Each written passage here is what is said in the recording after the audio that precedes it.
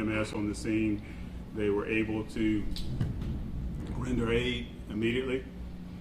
We were able to take the children into protective custody unharmed, and they were evaluated by the Burke County EMA and then turned over to their mom, and the perpetrator was transported to Augusta University Medical Center, and I believe at this hour he is in stable condition. He was expected to undergo surgery at some point today, our deputies learned very early on in the process that Kevin McCardle, is a white male, 33 years of age. He's from Baltimore, Maryland. He was wanted on several violent felony offenses committed against this same victim in Maryland. He was living just 500 feet from the sheriff's office. He was there undetected, obviously on the run from Maryland. He is a convicted felon for a violent offense there in Maryland, currently on parole. He's a dangerous individual. We're just very grateful this morning that we have law enforcement officers with the requisite experience and expertise and equipment and the knowledge, skills, and abilities to navigate this situation and to do so without any harm to the community and to their fellow officers. And we're just grateful this morning that this situation turned out the way it did. We will be filing charges today, several counts of aggravated assault for the assaults upon each of the officers that he brandished the pistol to, and possession of a firearm during the commission of a crime. There'll be several counts of that. False imprisonment for holding his wife against her will, and for pointing the gun at her head and threatening to kill her. I'm sure we'll have charges in that regard as well. And we reached out to the force investigation team with Columbia County Sheriff's Office, and the investigation in terms of the officer involved shooting portion was turned over to them, a very capable team which we are part of, and we expect to have results of that investigation later today, and we'll come back to you this afternoon to once we learn of their findings. We expect it to be a fairly expedient decision. The case is in very capable hands there. So that's where we are. We have one of our commissioners, Lucius Abrams, here. I certainly want to thank you and those commissioners who support us and give us the equipment and personnel and training, allow us to do the training that we're able to do. This underscores our need for a training center. I certainly don't want to turn this into the press release into a political situation, but it shows that this is the second such scary incident in the past few weeks, and I can't stress enough that I need what I asked for, and we could have very easily had a different situation had we not had the people with the experience and expertise and the equipment that we needed. The Bearcat that everybody talks about and say that we don't need, we used it for a third time last night, a third time this year. We need what we ask for. It's not a wish list, and that's where we are. We want to thank our partners. The Burke County EMA was on scene with us, Waynesboro Police, Georgia State Patrol, and Burke County Emergency 911 dispatchers did a terrific job in helping us navigate this situation, and we appreciate all of our partners and cases like this require a lot of resources, and we have them in Burke County, and we're very fortunate to have the folks that you see on this panel and in this room. It takes all of this and more to get the job done. We're ready. We're prepared. This event started last night at 8:30 and concluded this morning at 3:30. I've been up all night. This command staff has been up all night. These officers around the room have been up all night, and we're able to get it done with very minimal injury. This could have been a lot worse. We're glad that these children are safe and okay. This is a mean man, a very sick man who tried to use his children as a human shield.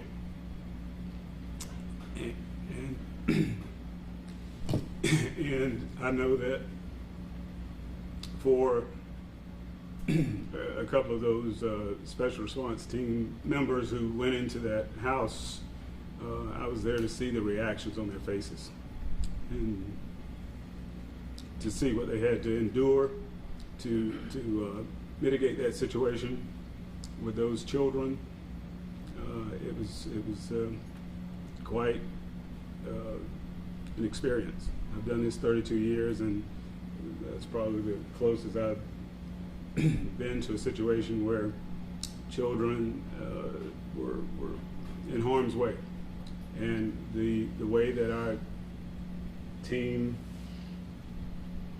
executed that exercise was just nothing short of professionalism and decorum and de-escalation, and the training kicked in. When you're scared as hell, you got to rely on training. They relied on training, and they got the job done. And I'm very grateful. I'll take any questions you may have, or anybody on the panel for that matter. I have several questions. Number one, was the perpetrator initially allowed in the house willingly? And number two, why is the Columbia County investigating it rather than the GBI? And also, it's my understanding from the press release that the children, he was holding the children when he was shot by the Burke County Sheriff's Office. So can you kind of comment on how, what goes into shooting somebody when there's children right there? And the last question I have is, will there be any follow-up services for the children, because this is a very traumatizing event for them? Well, I'll take them in the reverse order here. It is a very traumatic experience, and having to witness what the perpetrator put those children through for hours. We listened intently for hours, and the things that he said to them, the preparation that he made, telling them that he was going to leave and probably not come back. He had some finality in mind, which meant to us he was not going to go out easily, and that he didn't have a problem taking us out in the process. So it was a very grave situation for hours, and I thank God that one is 1 year old, the other is 2 years old. They won't remember this day, but we will. It's ingrained on our brain and in our hearts of what could have potentially happened, and I think that our negotiator, Captain Norman, who just spent hours building a rapport with the father and the perpetrator, and building that trust, and making those investments in the bank of trust that they had paid off, because everybody is alive today, and every officer got to go home to their family, or will get to go home to their families. Most of us have been up for 24 plus hours now. I think that the second portion of that is we knew those children were in danger.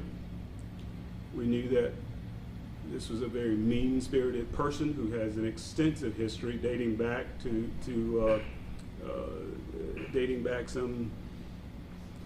18 years or so, very close to it. And he has an extensive violent record in the Baltimore area. So we knew that this was somebody that we could not trust, and he made it very clear throughout that 3-hour or 5-hour standoff that he was going to not go willingly. So we took the opportunity to neutralize that threat as best we could and as safe as we could. Our special response team folks are extremely well trained, and they are marksmen. These are not average police officers shooting with a proficiency of 80%. These special response team members know what they're doing, and they executed it very well. We do not believe that the children will remember this. It's very unfortunate, but it's not something we caused. It was something we responded to. You asked me a number of questions, Shelley, and I GBI versus Columbia. yeah. So we are part of a regional task force that Sheriff Whittle in Columbia County has created. He has sent his team, and we're a part of that team, around the country to learn about use of force investigations, and they have the requisite experience to do this.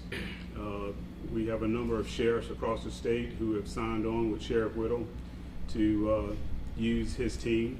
It's a multi-jurisdictional task force with expertise to get this done. It'll be done expeditiously and cautiously, and we'll get our folks back to work without unnecessary delay. And we have full trust and confidence that he also has the support of our local district attorney, and it was the best decision for Burke County to utilize the Columbia County Sheriff's Office use of force task force. And was the perpetrator initially allowed in the house willingly, or did he force his way in? They lived together, and so they were there together, and it was a willing situation. They both came here from Baltimore. Obviously, he was on the run from having committed an attempted murder on her back in June of this year, and so we believe that's why they were here.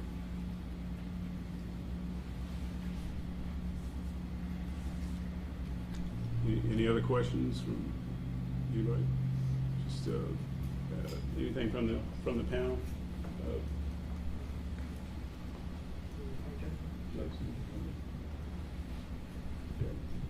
Just to have an update, he is in surgery right now. They said it ought to be an all-day surgery, but he's in stable condition and being operated on as we speak. Yeah. So having that additional information, I think it shows the restraint and the professionalism, the training kicked in. Captain Wiles, who was at home, off duty, showed up to support some officers because it was less than a mile from his house, and you go from that to being involved in a shootout, and 44 years or so of experience kicked in, and they didn't have a good feeling about that on the way there. And he showed up to help out. So that's what we have here in Burke County. That's what I need people to see and understand. Yes, sir. Commissioner. I just want to compliment you and the staff for handling the situation in a way that all the officers say the 2 kids didn't get hurt, and that's why it's so important that our board needs to understand that how bad we need to train the center. We're not on the news where your officers shooting the wrong people, and it's handling themselves very professional. And I just want to applaud you all from the board and myself for a good job y'all been doing. Also, the other week where the serial killer came down, and y'all handled that in a very, very response way that nobody got hurt. And so anything in my power I can do to make sure y'all continue what y'all need, that's what I'm gonna do. We appreciate it, Mr. Commissioner. You've been good to Burke County. A majority of the commission has been good to Burke County and to the Sheriff's Office, and we appreciate what you have done for us and what you continue to do for us, and we're going to continue to serve and give this community. Look, the community wants to know two things from us. It's can they trust us, and can they trust our product? Our product is service and protection. We're going to give that, and I'm going to give that 100%. We're going to spend every day working in this community to change lives and to make things safer for people. And I say it all the time, you can't have success without controversy, and I don't mind the controversy if it's going to provide trust and service and protection. We're going to get it done. Thank you. I have one more question. With the conversations you've had about the lack of space in the jail, and now he's going to be another medical inmate, will he be coming to the Burke County Detention Center? Major Smith and I'll get together and make that decision. I would imagine that he will come to the Burke County Jail initially. Look, you got to make a decision about whether we want to. We're in the business of putting away those folks we're afraid of, and we're scared of him. He is a threat. He is a violent offender. He has served time for it. He is currently on parole. He ran from Baltimore to Burke County to put our citizens at risk, and we're just not going to allow it. And if we've got to pay to keep him there, we will, because we're afraid of people like him. He doesn't deserve to be out. We're going to oppose bond. And if that means we've got to pay the medical bills, we'll do it. We're not going to be so foolish as to let him out because we don't want to pay a medical bill. He's not that type of person. He is a person that scares this community, and it's my job to protect this community from animals like that. How many officers are on leave? How many officers are on leave? Our office, we have 2 officers who returned fired, and they're in an administrative posture, but we expect to have that resolved. I would imagine before the end of the day. And an officer that initially responded to it, talk on what the scenes were when they first got there, kind of talk on. Yes, of course. Captain Wiles is here, and Yeah, so we got to the house.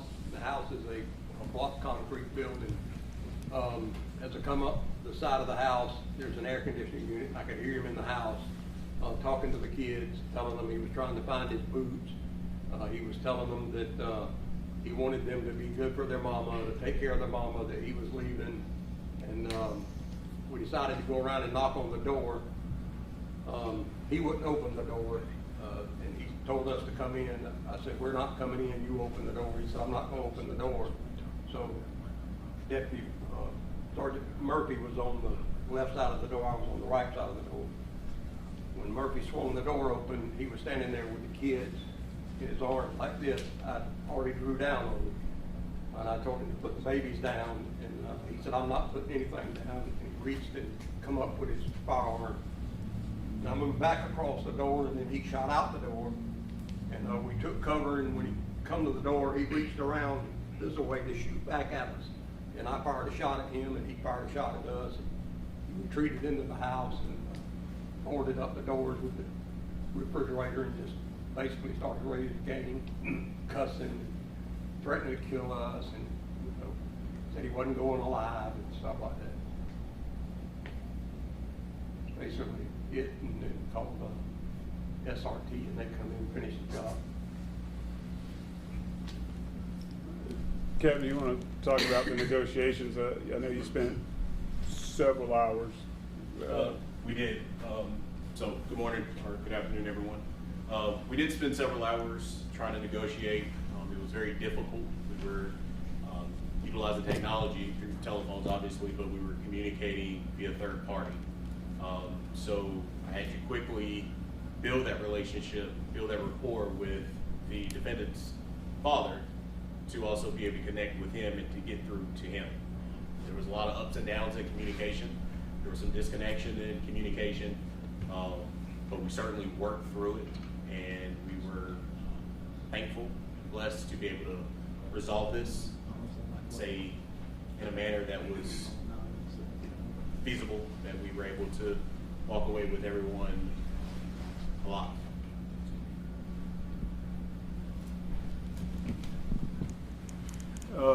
Major Vincent is the commander for our criminal investigation division and our narcotics division, but he is also on our special response team and was one of the first persons in the door to mitigate the threat.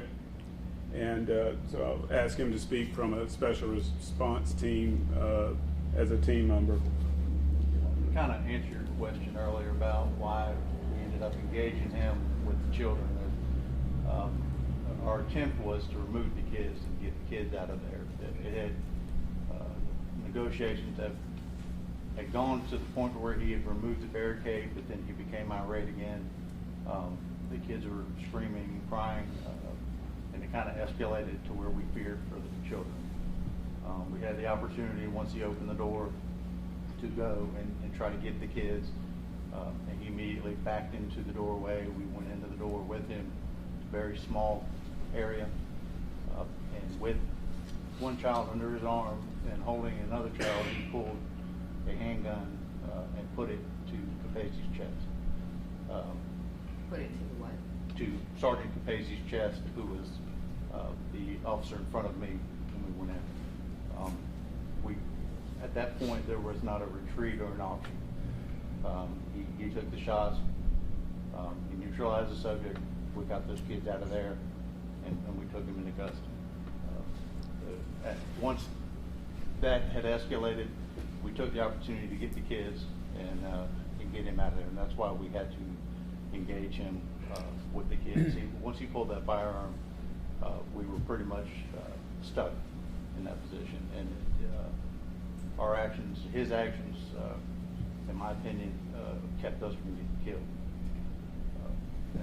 And that is to answer your question. That is what happened.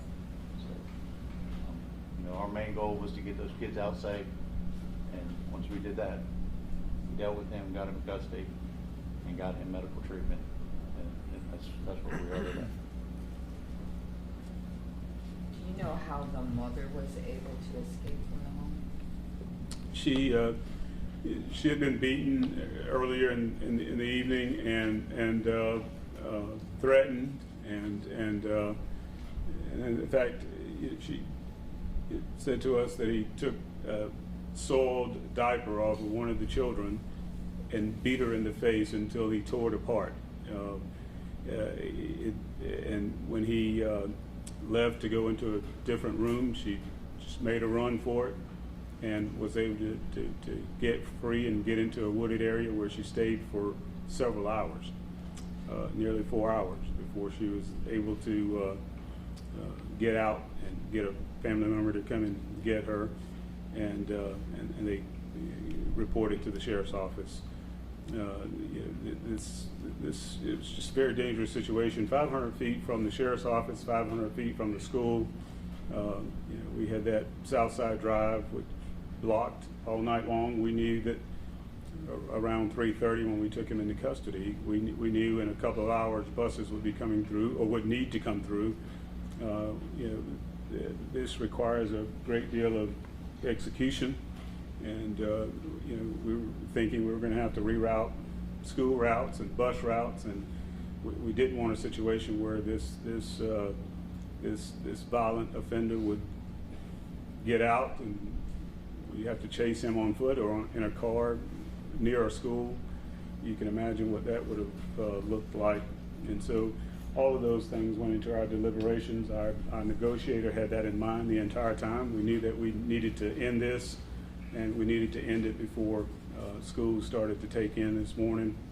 But it was all done with proper planning. Our negotiator just went to hostage negotiation school earlier this year.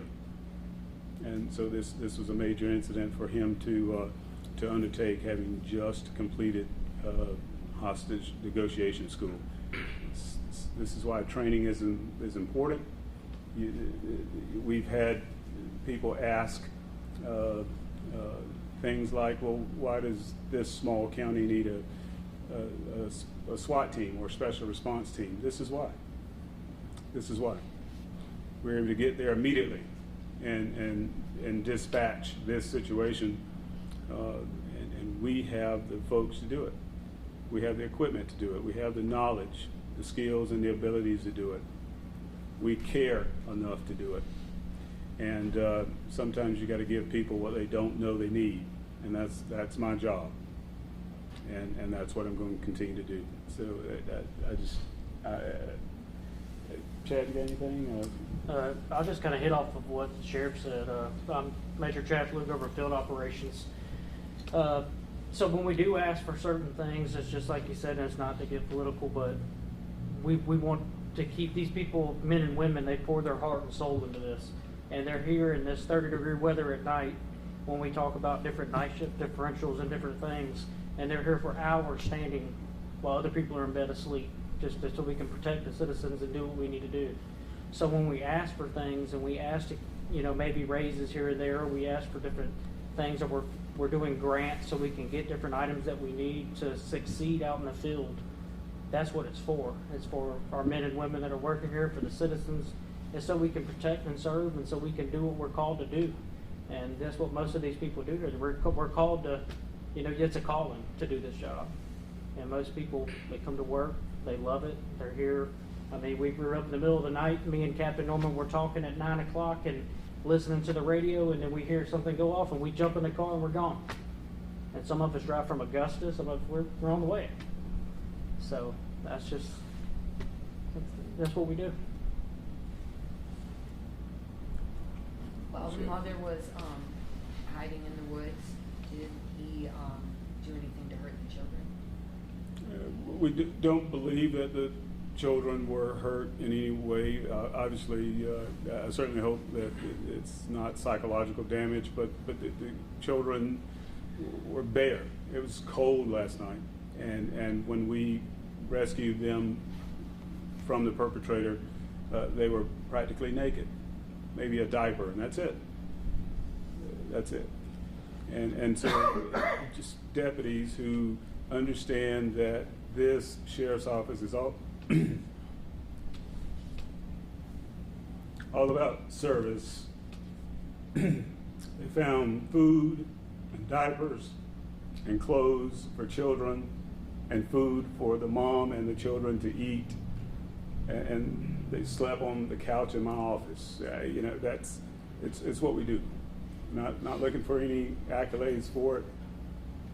But everybody in this room understands that our brand is service. Period.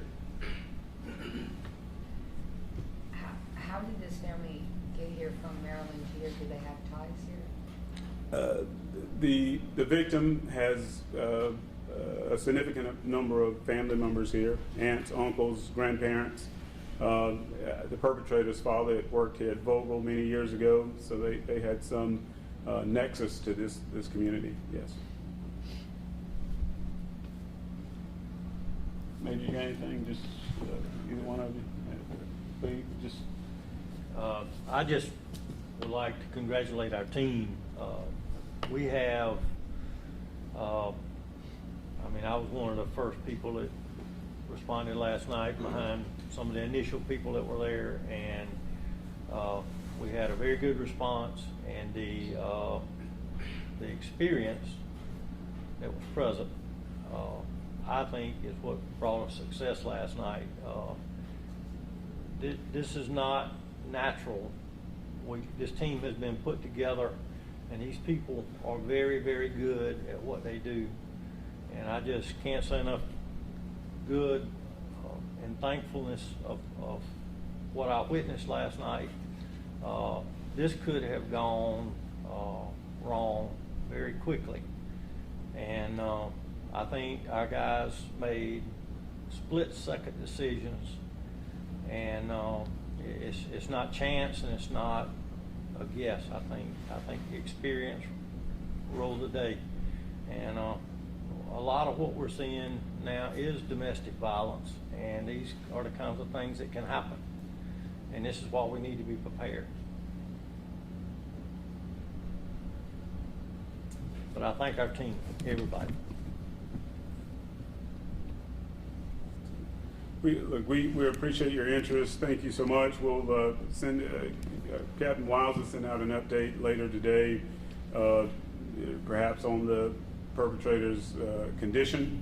He is in custody and is being guarded by one of our staff, and will be until he's released. He'll be brought here and booked on the charges, and we'll let you know what the force investigation team reveals, what the results of their investigation reveals, and we'll let you know the status of the perpetrator as we know it. And no further questions. Thank you so much for your interest. Thank you for all that you do. It takes all of us to make it. Commissioner Abrams, thank you for always supporting law enforcement, and we'd like to see more of it from our cohorts. Thank you all, and may God continue to be with you and your staff, and my heart goes out to all of your staff and all of Burke County lawyers, and like I said, whatever I can do to play a part in doing teamwork, and that's what it takes to get the job done by our sisters in Burke County. It ain't about no individual, your personality. It's about the people in Burke County, and y'all done an excellent job, and I appreciate it. This agency has two of the best trainers standing there, Lieutenant Cooksey, Tommy Cooksey, and Sergeant Nathan Jones, two of the best. Scott Ushery is not here. We probably have one of the best SWAT instructors in this entire region, not in the county, not just in the state of Georgia, but it's in this entire southeast region, right here working for Burke County Sheriff's Office. He was on scene last night. He was helping Lieutenant James Kelly command this scene, and the experience was there, and it's why we're all alive today. But I feel like I'm repeating myself, so I'll stop. But thank you so much. Thank you. We'll try to have the original report probably tomorrow or the next day. It's going to take a while. There's a multitude of warrants to get. We'll have to get all that together. We won't have a mug shot of the suspect until he's actually booked into the jail. And just as soon as that happens, we'll get you a copy of the report and the mug shot. Are we able to release the one picture that we do have? Is that appropriate? Probably not. Not cleaned up enough. Right. Okay. Thank y'all so much. Thank you. Thank you.